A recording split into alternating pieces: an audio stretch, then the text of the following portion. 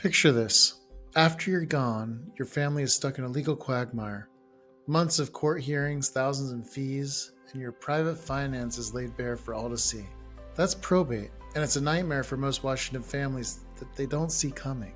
Here's the good news. You can sidestep this mess entirely with a few smart moves today. In today's episode of Legacy Talk, we're diving deep into the best strategies to avoid probate, from quick bank account forms that take 5 minutes to fill out, to powerful living trusts that keep legacies private and secure. I'm sharing proven tips to save your loved ones time, money, and stress, so your assets flow smoothly to those who matter most to you. So stay tuned for today's episode for practical advice and real stories that'll inspire you to act now and protect your family's future. You are listening to the Legacy Talk podcast hosted by James A. Jones, attorney at law and founder of Sound Legacy Law, PLLC in Tacoma. Attorney Jones is here to talk about how to best protect your family, assets, and wealth, pulling stories from his more than 20 years of helping families and business owners protect their assets, create their estate plans, preserve their wealth, and plan for the future. Nobody wants to think about estate planning, but life has a way of sneaking up on you, and at any moment, something unexpected could happen that will leave you regretting not having acted sooner. So join Attorney James A. Jones in the Legacy Talk podcast, and together learn how to plan for your future today and have peace of mind tomorrow.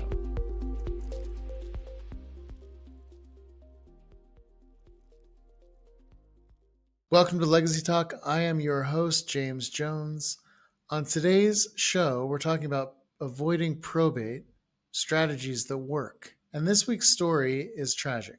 It shows and demonstrates the unneeded hoops that are required in probate and in administering someone's estate. Now, John and Ashley came to see me about their dad who died tragically in a car accident with his wife. Dad's wife wasn't my client's mother, but they were a family. They did not have a will or anything else in place that said where they wanted their assets to go or what happened when they died. They owned a house together and vehicles, just normal stuff, some bank accounts.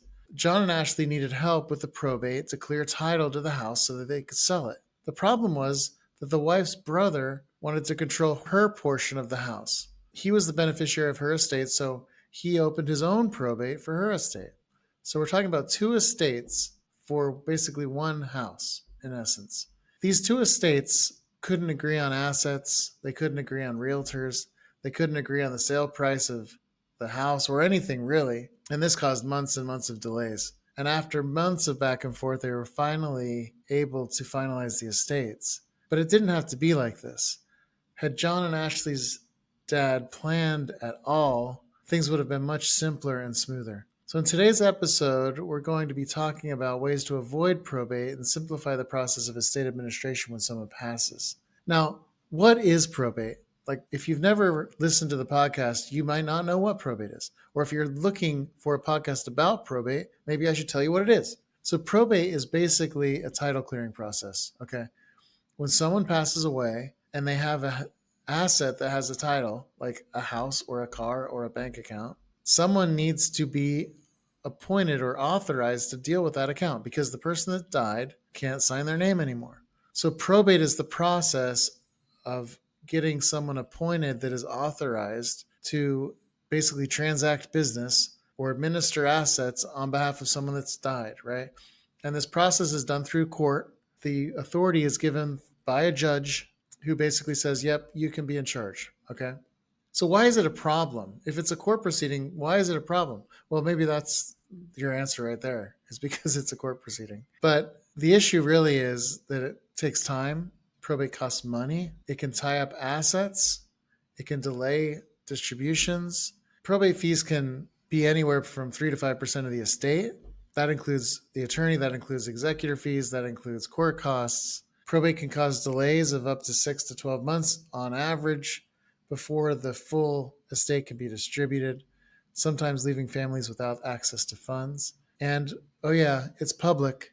So public probate filings expose everything that you have, whether you have a will or not, to anyone who might be curious. So the nosy neighbor from down the street might be sticking her nose in there and seeing what they had in this probate. Okay. So how do we avoid it? And we want to avoid it, right? Because it's costly, It takes time. It's public. Those are reasons we want to avoid probate. How do we avoid it? Okay. One simple way to do this, and all these points that I'm going to make are all these potential solutions. There's some that are better than others. Okay. There's some that are better than others, and I'll tell you which ones. Okay. The first one that is on my list to talk about is joint ownership. Okay. Joint ownership with right of survivorship means that when someone dies and it's a joint property, so if there's two people on a piece of property that has joint tenants with right of survivorship ownership, okay, that means if one of those tenants or owners dies, the other one gets the property. No court, no nothing, right? It's a matter of filing a death certificate with the county and you're done, okay? So you could, in order to avoid probate on a bank account or piece of real estate, make that titled in the name of joint tenants with right of survivorship with your spouse or child or somebody else that you want to have, which would bypass probate and make it simpler. Once the first joint tenant dies, like I said, the surviving owner automatically inherits without any court involvement. And it works with real estate, it works with bank accounts, but it's potentially risky, right? Here's the issue, right? Naming your kid, and I've talked about this all the time, putting your kid's name on a property with you or on a bank account with you basically opens that account to any creditor or litigation or any kind of risk that kid might have that you don't have. But because that kid's name or that person's name is on the property, their creditors can basically come in and get or put a lien on a house or garnish a bank account. So if you're going to do that, really consider it. Okay. Really consider it before you do. So it's not the best choice. It works. It's not the best choice. Another option you can do is, with your bank accounts at least, is to make them payable on death. So payable on death accounts ensure that the funds transfer directly to loved ones without probate. The way to do this is at your bank, right? You can complete a payable on death form at your bank to name a beneficiaries. It takes a couple minutes. You can do this on savings accounts. You can do it on CDs. Sometimes you can do it on stock accounts with beneficiaries, but it's not called a payable on death necessarily. And you want to make sure, though, that if this is the case, is it in the kid's best interest or the beneficiary's best interest to get this money directly at your death? Should it be held in a trust? Are there issues that you need to consider? So every one of these options should make you think about some things as far as issues go, okay? Another way to avoid probate, and I've done full episodes on this, is the use of a living trust or a revocable trust. The revocable trust or living trust is the gold standard for probate avoidance. If you look at episode 29 of this very podcast, there's an episode called The Revocable Living Trust Probate Slayer that you should listen to. It's a good one. Okay. Episode 29. So if you pull it back, it's a good one. A revocable trust lets you control assets during your lifetime, okay? And it also deals with them when you pass away. And it distributes them privately without probate. So the reason a revocable trust works is that the assets that cause probate, like your house or your bank accounts, things that have to have their title cleared that we talked about, things or assets that cause probate are already titled in the name of your trust. So you basically put these assets like your accounts and your house and stuff like that into the trust, and you fund it during your lifetime. And during your lifetime, you manage it, right? You manage it just like it's your own money. But when you pass away, it doesn't have to go through that title clearing process because the trust says, hey, when I'm gone, I'm naming this person as trustee to manage and administer the assets of this trust according to the trust's terms. So that person doesn't have to go to court to get authority. They got authority from you and from the agreement. So that's why it doesn't have to go through probate. Now, it costs a little bit more to set up a trust than a will, but over the long term, a will is going to cost you more because you're going through probate, and probate's more expensive than a trust on almost all occasions. And in this trust, like I said, you appoint a successor trustee to basically act as that executor person, the person in charge when you're gone, but they don't have to go get court approval. They don't have to tell the nosy neighbor. It's all private. For more info, go to the episode 29, Probate Slayer. It's a fun one. Like, take a listen. It's a good one. Another thing that you can do to avoid probate, in Washington at least, is something called a transfer on death deed. Now, a transfer on death deed allows homeowners to name beneficiaries who inherit their property when they die. It's not the same as joint tenants with right of survivorship. It's actually, if you're doing it to make it so that your kid gets your house without probate, the transfer on death deed is better than a joint tenant with right of survivorship title designation. And the reason why is, well, what is it, right? With a joint tenant designation, all the creditors for that kid are yours too, right? So that messes up the property. Whereas a transfer on death deed, they can say, well, I'm giving to my kid this house, but only when I die. So they're not really on title until you're gone. And so their creditors don't have any say in what happens while you're alive. And this transfer on death deed is basically just a deed that's filed with the county. It's drafted similar to other deeds. It's revocable during your lifetime. That means if that kid, Johnny, gets on your bad side, he's out, right? You can always change it. And so you can revoke it during your lifetime. But at death, when you pass away, it distributes the house directly to Johnny. And so it's a pretty simple solution, and it's a good solution for people with very minor estates or simple estates. It's not the best solution for everybody. It's not better than a trust usually, but in certain situations, it does work well. And I do transfer on death deeds semi regularly now. When they first came out, I wasn't so sure, but now they're pretty proven and they've been around for a while in Washington now. So the next thing that you can do, if your estate is very small, there's something called a small estate affidavit for small or low value estates. Washington's small estate affidavit process lets heirs claim assets without probate as long as the assets that might be subject to probate are less than $100,000. Now, this affidavit is basically a statement that you can make on a statutory form. So basically that means that the statute says what the form should say. As long as it's been 40 days since the person passed away, you don't have to do a probate, okay? It covers things like bank accounts, personal property. It doesn't cover real estate. So if there's real estate, a small estate process is not going to work. But it works well for modest estates under 100,000. It's just some bank accounts, life insurance, something like that. Pretty simple. Another option that you have for avoiding probate in Washington is gifting assets during your lifetime. There's good and bad to this. The good is you can get them out of your estate. You can transfer them before your lifetime. The bad is the creditor issue if your kids are bad with money. And the other issue is something called basis, and that deals with capital gains. So you can transfer things like cash or jewelry. That's really not that big of a deal. But if you're transferring houses or stock or something like that, it could cause problems, okay? And you can gift up to $19,000 per person per year under the IRS annual exclusion without any gift tax issues.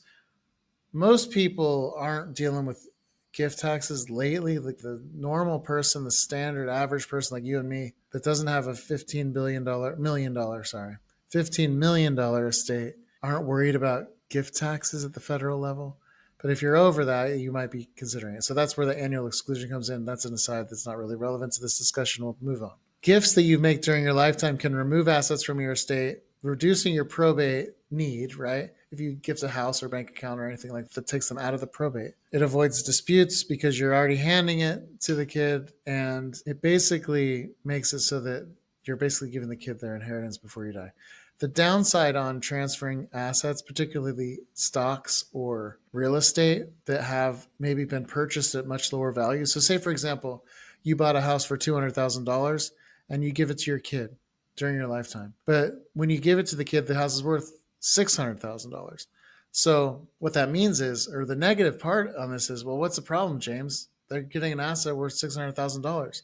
Well, the issue is if they decide to sell that asset and it was gifted to them during your lifetime, they're potentially going to have to pay capital gains on the difference between the $200,000 that you bought it for and the $600,000 that it's worth. Because your basis or what your investment into the property was, $200,000, is $400,000 less than what it's really worth. So there's a potential gain there. And there's ways to get out of gains and there's exemptions and stuff like that. But if it's just a straight sale, there's going to be gain most likely. And so gifting assets like that can be a problem. If someone inherits, on the other hand, a piece of real estate, they get something called a step up in basis, which means that $200,000 house or the house you bought for $200,000 that you have the $200,000 invested in, rather than getting $200,000 to your kid as their basis, they get the fair market value. So they bump it up to the $600,000 number. So it's more beneficial typically for your kid to inherit assets rather than having them gifted to them. Okay. Now, Washington has a couple unique rules that aren't available in other states. Washington overall favors use of trusts and transfer and death deeds over complex probate processes. Our probate process in Washington is not the worst in the world. It is not the worst in the country. It's not the worst in the West Coast. There's California, which is much more complex, much more labor intensive and expensive than Washington's. Does that mean you want to do it? No. Does that mean that it's still something good that you should avoid? Yes. Another thing that you can do to avoid probate in Washington is use a community property agreement if you're a married couple. Washington's a community property state, which is one of a handful of states in the country that you can have something called a community property agreement, which basically says that you have assets that are owned as a community, which means a marital community. And if you have a community property agreement in Washington, that says, hey, we have all of our assets as community assets. If one of us dies, then that asset basically just stays with the surviving spouse. Title in that property immediately vests in the surviving spouse. And so that makes it so that they don't have to go through probate for a house or a bank account, things like that. Now, we talked about some issues at the start of this episode with the couple and their parents, right? John and Ashley and their parents and the two probates. That could all have been avoided if they would have had a revocable trust. Much of it could have been avoided if they had a will plan. They had nothing. So real life examples like that show that there's issues, right? Show that there's things that you can do, or things if you don't do them cause problems, right? Use of a payable on death account, for example, like a client of mine named Sarah, she had a very simple estate. We just did a simple will, but she also did a payable on death account for her kids. She didn't have a house, but she had a guardian that she needed to name in her will. She had a minor's trust that she needed to create in her will for her kid, but she didn't want to have a huge probate process, so she had this payable on death account. Alternatively, my client Mike had a probate that dragged on for over a year, costing his family thousands of dollars in legal bills, which is good for me, not for them, right? And like I say, a lot of the time, if you're a regular listener, I'd rather not do a probate. If I don't have to do a probate, I'd prefer it, right? I'd much rather just do estate planning, which avoids probate. It helps my clients better. It's easier to manage. It's just better altogether, okay? Planning now prevents the stress, and it preserves your estate's value over time. It makes it so much better, so much easier than having to go through probate. What I tell people when they talk to me about probate, well, why should we avoid it? It's only a few months and it's not the worst thing in the world. Well, the reason that you avoid it is because it's taking you 4 to 6 months to deal with on average, 6 to 12 probably in reality. Whereas if you do a revocable trust or a transfer on death deed or something like that, it's like the transfer on death is like snap. Payable on death accounts, snap, right? Revocable trust administration is a meeting or two with me and you're pretty much done as far as the property transfers go. It's much easier and it reduces all the headaches that you get from probate. So meeting and using a Washington estate planning attorney like myself to customize your estate planning strategy is important. You want to always make sure that your plans are up to date every 3 to 5 years. You want to check that. If you have major life changes or events that are different interval-wise than 3 to 5 years, if they're younger or older, you still want to check those, right? You want to look at if you have major life events, but at least every 2 to 5 years, I'd say. But empower your assets, right? Empower your loved ones with access to your assets. Don't make them go to court. Don't make them have battles. Don't make them have problems. And they'll be happy, right? They'll be happier. It'll make their life easier. And overall, give you the peace of mind that you've done what is right for your family and your legacy. That's it for today's episode. Next week, we are talking about something interesting. More on taxes. Is that interesting to you? I don't know. Taxes and estate planning, what you need to know, okay?